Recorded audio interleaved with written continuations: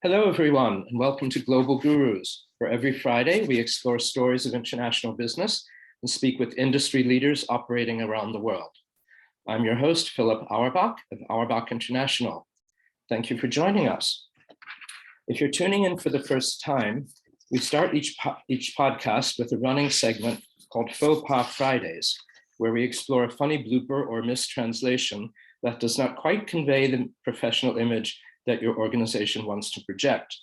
And since today's guest is from Germany, I'd like to give you a sign that was written in English in Germany's Black Forest. And by the way, what I'm going to read to you is an abridgment of what was on the sign.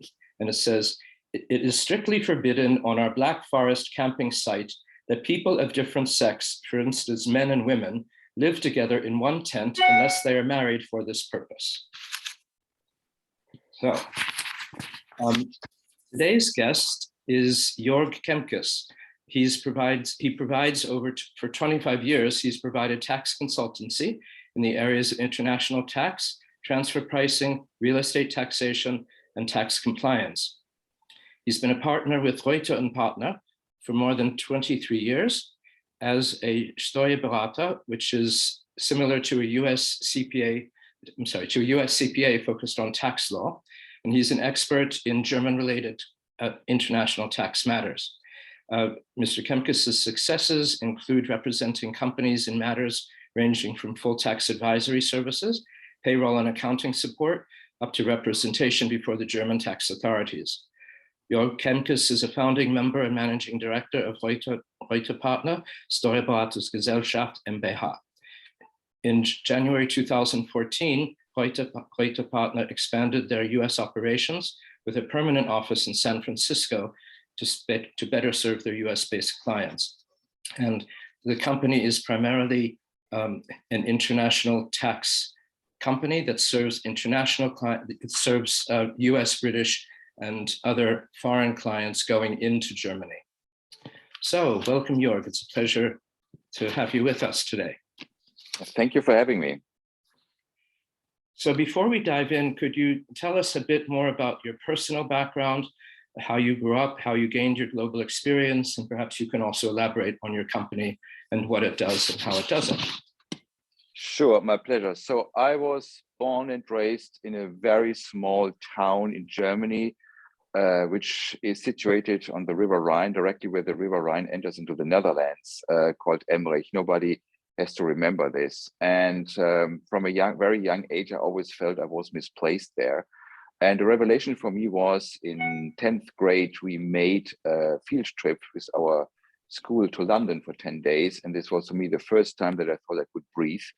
And I was so fascinated by this international world that I said, okay, this is something I want to live in. And for whatever reason, my family did not have any ties to the US whatsoever. But even as a 9-year-old, I had already a picture of the Golden Gate in my room and always said, this is exactly where I want to live one day. Okay. So my path did not take me directly to the US. Of course, I had to finish my education and everything. And from my little hometown, I went to Düsseldorf first, finished all my exams. And then I was looking for a firm where I could become partner, which should also be internationally focused. And this was the reason when I met Rueter and Partner back in 1998. And maybe also a funny story, because when I wanted to apply for this, at this day and age, we were still looking at newspaper ads and there was no internet or anything like that available. And actually my wife pointed out this ad because I didn't want to answer, because our firm was situated close to the central station in Munich. And I said, that's normally a bad area. I don't want to work in such an area again, because our office in Düsseldorf was not such a good area. I said, no, I'm not going to apply there. And then my wife insisted, and I simply, let's say, filled out the application and did everything just to get my piece over the weekend. So, and this is then how the success story started, that we moved to Munich and that I joined Rueter and Partner. And I was amazed by this because they mostly had American clients out of San Francisco, Silicon Valley. And that is the reason I thought from the very first moment that this was the right fit for me. That's amazing. It's amazing that, you had the picture of the Golden Gate Bridge in your bedroom as a child, and that was in your consciousness, and then it materialized and you came here. That's pretty remarkable. Yeah. It's pretty wonderful, but that's how the law of attraction works. So that's pretty exactly. Yeah. So for the benefit of our listeners, many of our interviewees, many of our guests have done business in many countries, and that's perfectly fine. And of course, Jorg's experience primarily is between the US and Germany, which is also obviously perfectly fine. So some of our interviewees do business in one country only or one or two countries, and others do around the world. So it's very interesting for me to hear the differences between individual countries and the cultural issues and so forth in both directions. So perhaps you could tell us about, if not in the US, perhaps from Germany, some of the more successful launches that you've done or successful clients that you've worked with. You mean companies we have brought from the US to Germany? Let's express it this way. We have a confidentiality rule, so that means I cannot disclose any names, but I can assure you that we have really household names. We have clients that everybody knows, but we also have very small clients you have never ever heard of. And I always like to say that everybody's equally welcome, and you never know what becomes out of it. So for example, we had, again, very well-known clients, and they started with one employee in Germany, and then you don't know what this is going to become. So what I'm trying to say is we serve clients of all sizes. Everybody's equally welcome, and we are always happy and proud to be a part of the success story when it comes to this. And as said, because since we are so internationally focused, I think our name is way more well-known in San Francisco Bay Area, or maybe that's in the western part of the US, than it is in Germany, because the reason is that we mainly focus on international clients. Of course, we have a couple of German clients, it's perfectly fine, but maybe that is 10% of our overall portfolio. Very interesting. That's great. What about doing business between the two countries? Surely there are different ways of doing business, different assumptions and different methods. Can you give us some of those? A couple of them, of course. So I think part of our success is, first of all, that we make sure that all of our personnel speaks English. If they don't do it themselves, when we hire them, we make sure they get proper training. And what I try to combine is, let's say, the strengths of both cultures. So let's say the precision and the directness and the efficiency of Germany together with American service attitude and politeness. So we really try to accept the American attitude when serving our clients. So I would never tolerate any kind of rudeness, or let's say, it's now 5 p.m., we are not serving you anymore, then I expect someone to stay later. So this is one of the big differences when I see that we have to overcome. So, and that's the reason why so many foreign clients, and again, especially the American clients, feel so comfortable with us, because they think they speak to their equals in the US and not to someone in Germany who might brush them off. Are you saying that in Germany, if it's 5 o'clock, that the employees automatically leave? Not ours, but very often, yes, or maybe 6 o'clock, whatever it is. So maybe another funny thing, very often I'm being asked when people want to hire talent in Germany, what they have to pay attention to. And I always tell them, look, if you want to have good talent in Germany, grant them the 6 weeks of paid vacation. You can cut back on salary, you can cut back on other incentives, that's perfectly fine, but never, ever take German employees their vacation away, never. This is the most important thing to attract talent in Germany. And the Germans, they stick to their vacation and they take it and they enjoy it. And this is a big thing to understand and to remind when you want to do business in Europe overall. And I think France is even more strict when it comes to this than Germany. And again, I'm not judging here. I'm simply saying, yes, be prepared for this. Absolutely. No, it's a condition of employment, very much like people have conditions of employment here in the United States. Yeah. Perhaps, could you share with us also perhaps something that went wrong with a client, with one of your clients, and perhaps someone who didn't take advice, or just something that went wrong? There's a very strict rule in Germany when it comes how, let's say, the accounting software is designed. The reason is, one way of German taxation is that every company is going to get audited by the revenue service. Every company at some point. Nothing to be afraid of. They announce themselves long before they actually come, but simply to be prepared. But one of the reasons is that the data is going to be extracted from the accounting system in a certain format called GOBD. And only a handful of foreign accounting software is able to extract data in this format. So, and sometimes then clients say, no, we have our own worldwide system. Say, that's fine with me, as long as you make sure that you are compliant in Germany. So, and then we had a client for a long time, and this client was acquired by a bigger company.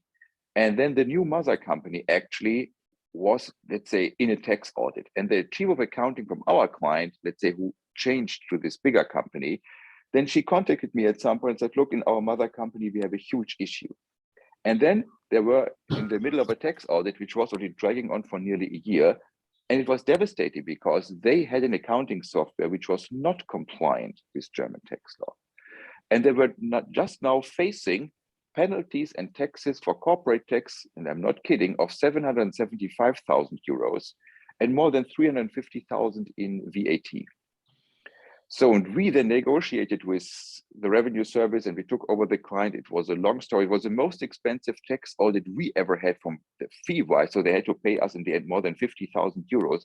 But at least we got, let's say, the demands down from the revenue service. In the end, they paid 122,000 corporate tax and I think also 120,000 on VAT, and they were done and we changed the system.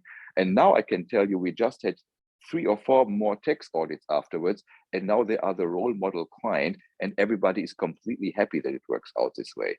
So, but I think this was one of the biggest mistakes I've ever experienced in our firm's history. Wow, that's a huge hit, a huge expensive mistake that company made. Pretty amazing. And but obviously your company did you do it in Munich or? Yes. American yes, all our work is performed in Munich. Yes. So the Munich office told them basically how to format the data properly, and then they didn't originally. Amazing. Yeah. Again, it was a long process. A lot of letters had to be written, a lot of negotiations with the revenue service, but in the end, we succeeded. Good. That's wonderful. Yes. And we can do the same thing with the IRS here. They tend to be very understanding most of the time, at least in my experience. When you got into international business in the beginning, when you first came to the United States, was there anything that was, shocking or surprising to you that you had to adjust to, that you weren't expecting? Let's say the biggest thing for me was to learn how compartmentalized the services in the US are versus Germany. So as an example, we had a client where we only prepared the monthly payroll. And then they wanted to set up a proper entity in Germany. And then they were asking me, can you also do the accounting? I said, why shouldn't we? So the reason is, in the US, you have one person sitting at the table for accounting, the next one for tax accounting, the next one for year-end closure, the next one for HR, and one more for running the payroll, and maybe another one for other compliance issues. In Germany, you normally contract only with one CPA firm like ours, and we do it all. Not that we are superstars, but simply how the German system is set up. So that means typically when a client comes to us, we do the accounting, we do the payroll, we do the HR service, we do the tax returns, we do the tax filings, and also the tax consulting and the tax structuring, because it's simply how this is designed. And in the beginning, I couldn't understand. So why didn't they think of us? Until I learned to understand that it is, as I said, way more compartmentalized here in the US. So now I say this right in the beginning, look, if you go to Germany, we are a one-stop shop, we can do it all. That's very interesting. I think that occurs perhaps more in very large companies because, well, no, I guess small companies also, that is true. Yeah, small American firms. What about cultural differences? Did you find any major differences in the way one does business or the way one behaves, at a restaurant or just interacting with people? Okay, then maybe I have a couple of stories for that, but let's say the first one is that generally Americans are very polite, and also their phrase, their complaints, that a German still thinks they are being praised for something. So I had an issue with a, again, very large client in San Diego that was about to arise when I was here on a business trip. I was not the responsible partner for this client, but there was something going wrong, and my partner in Germany who was responsible for this client said, would you please be so kind and talk to them? So, and actually I flew down, I was in San Francisco, I flew down to San Diego, met with them.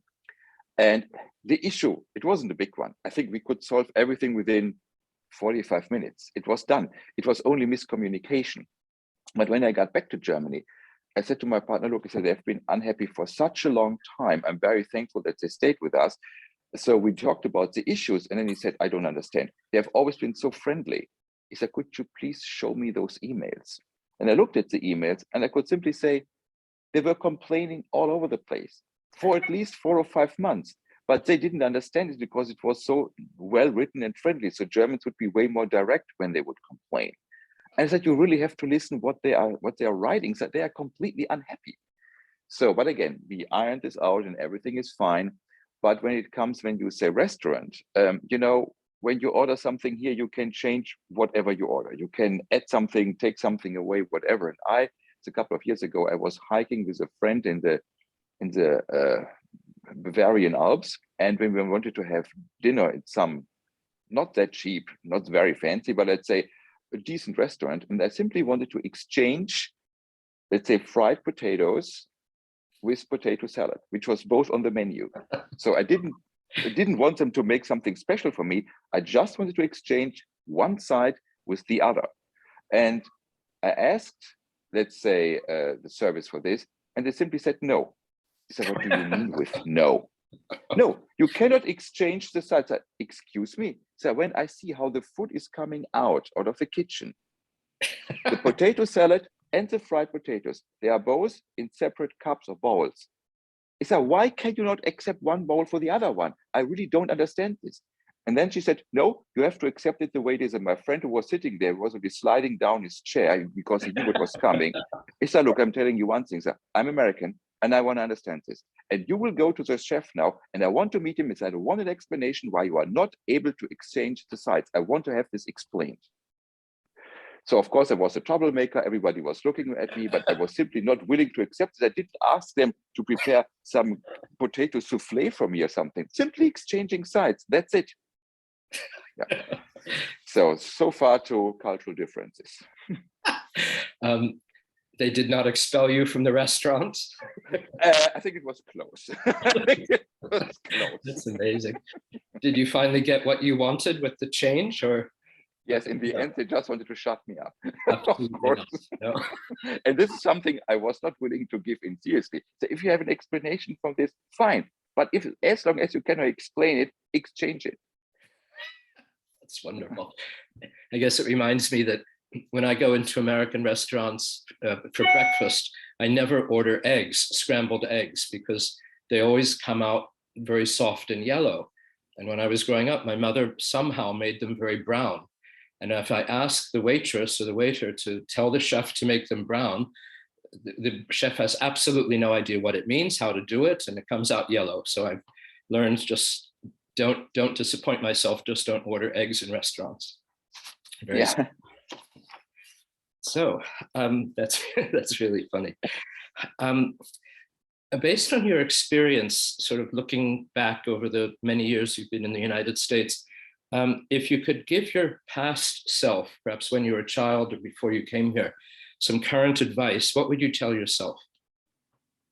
First of all, I would always say, believe in your dreams and do not give up. So I think because, you know, as a German trained CPA, going to the US is more or less unheard of. But I think the thing is, just be open, try to assimilate. This is one of the most important things. When you go to another country, try to assimilate. It does not mean that you have to give up your character or something. And don't, let's say, how do I phrase this carefully, parade your own history or your own, let's say, habits in front of anybody else. So when you live in the US, celebrate the 4th of July, celebrate Memorial Day. But let's say there's one big difference when it comes to this, when we talk about differences. In Germany, Christmas, the big day is December 24th, the night before the 25th.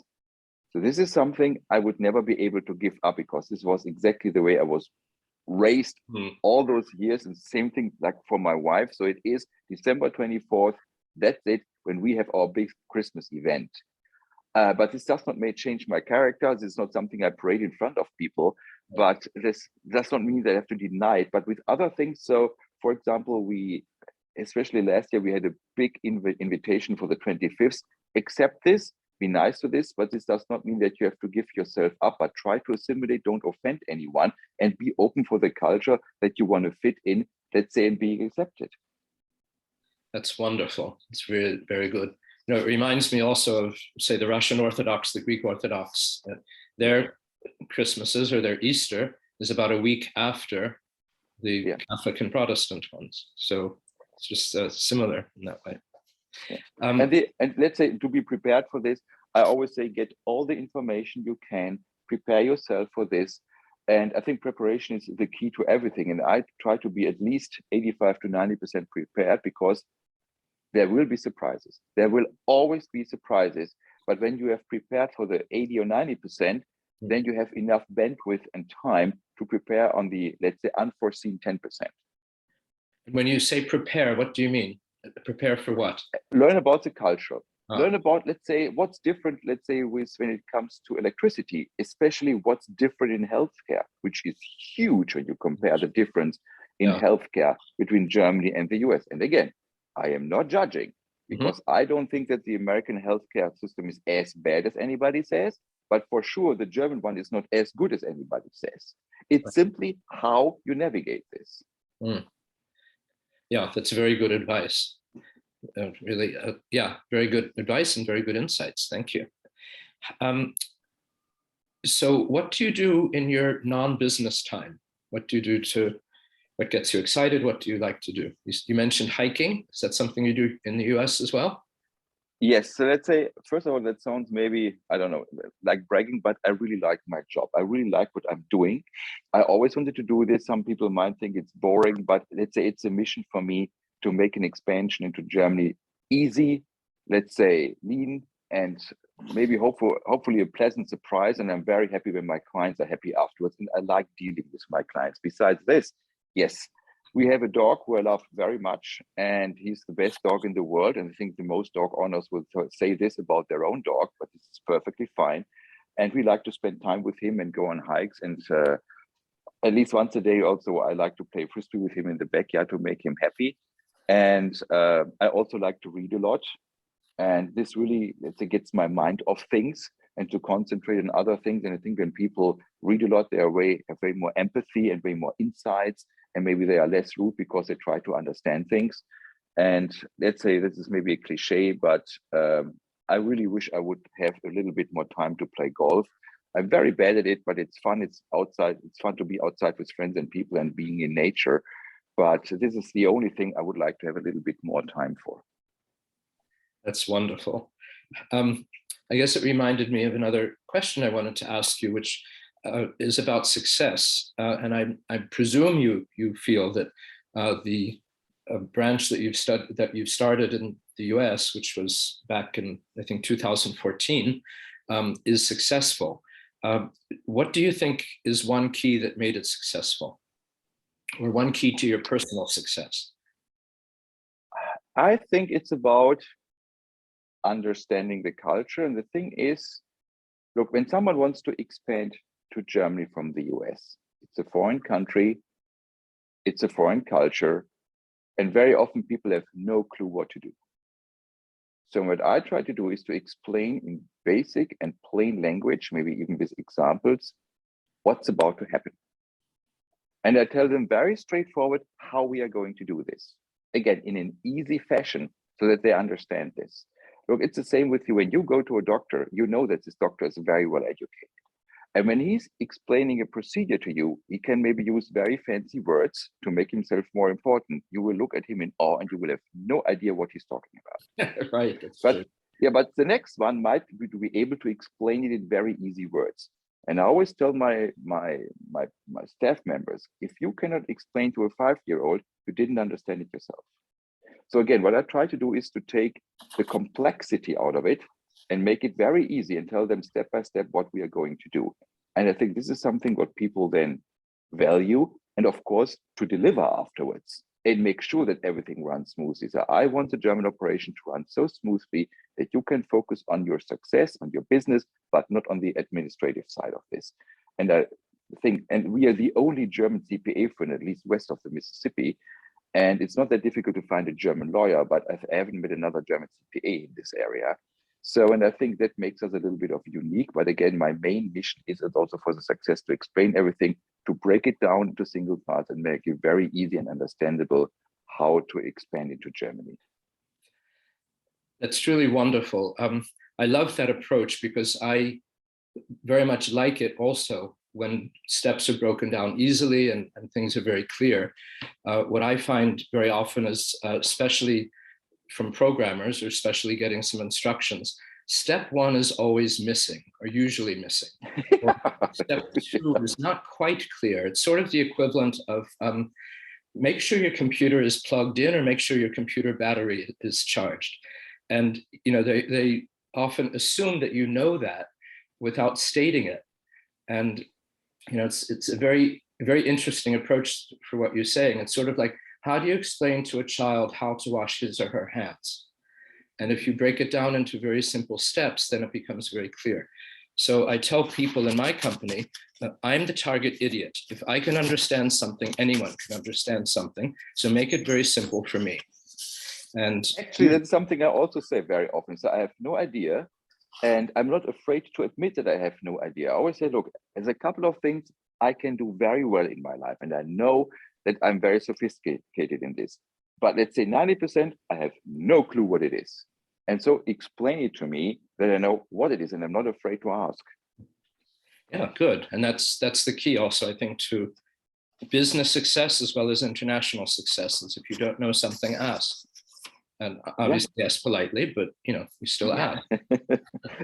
Unless it's about, let's say, the side of potatoes, then you can it's about potatoes. It's different. Very true. Is there anything else you'd like to add before we close? In Germany, even I was growing up, there was a draft system for the military, which I never ever believed in. I loved my freedom too much for this, but I think, maybe not mandatory, but I think every young human being should be, let's say, persuaded to spend some time in a different culture or abroad. Maybe not mandatory, but I think it should be part of a proper education that people are being sent somewhere simply to learn about different cultures and to understand everything. So for example, I always had a strange feeling about Asia. Until we were in a worldwide, let's say, connection with other law/CPA firms, I met people from Asia, and let's say we were all the same, because once when you sit down with someone, no matter where those people come from, they all have the same goals. They want to have a little bit of money, they want a safety for their family, and they want to live in peace. And when you start to, and maybe there are different holidays for this, or maybe they have different way of how they prepare their dinner, whatever it is. But the basic rule is everybody wants the same. And I think that's the reason why it is so important that you understand everyone, no matter what they believe in or what the background is, but simply understand, again, not judging. You might find valuable things for yourself. You might not want to do these things, which is perfectly okay, as long as you understand. And I think the next thing is, my journey is quite unusual. Don't believe in people that are casting doubts. Forget them. Believe in yourself, because this is your life. It is your goal, what you're going to see. And I think the very most important thing is when you are going to close your eyes for the very last time, and the last thoughts you might have, hopefully that you can say, I experienced everything I wanted to experience. I'm not talking about material things. And I think the worst thing that can happen is when you close your eyes for the last time and you have so many regrets for the things you haven't done. When you have done things and you have failed, perfectly fine. At least you tried. But not trying, I think, is the worst thing in life. That's very sage advice, absolutely, on all counts. You're very, very right, and I very much believe the same way. That's really fascinating. Thank you so much, Joerg. So this has been Philip Auerbach. Please join us again next week for another edition of Global Gurus. and their stories on international business. Thank you. My pleasure. Thank you.